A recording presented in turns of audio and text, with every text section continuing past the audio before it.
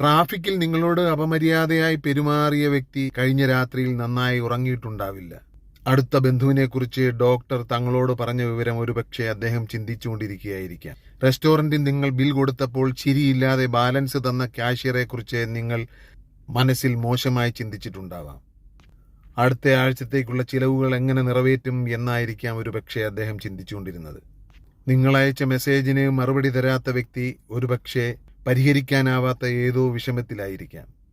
നമ്മൾ ദിവസവും ഓരോരുത്തരെ കാണുകയും കടന്നു പോവുകയും ചെയ്യുന്നു.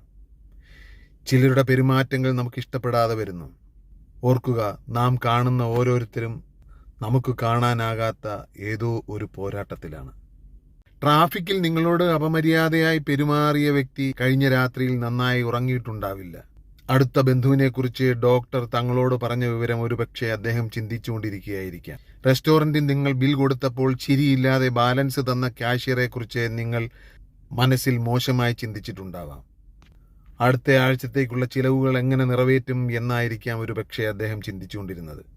നിങ്ങളയച്ച മെസ്സേജിന് മറുപടി തരാത്ത വ്യക്തി ഒരുപക്ഷെ പരിഹരിക്കാനാവാത്ത ഏതോ വിഷമത്തിലായിരിക്കാം.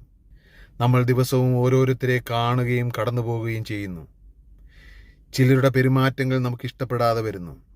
ഓർക്കുക, നാം കാണുന്ന ഓരോരുത്തരും നമുക്ക് കാണാനാകാത്ത ഏതോ ഒരു പോരാട്ടത്തിലാണ്.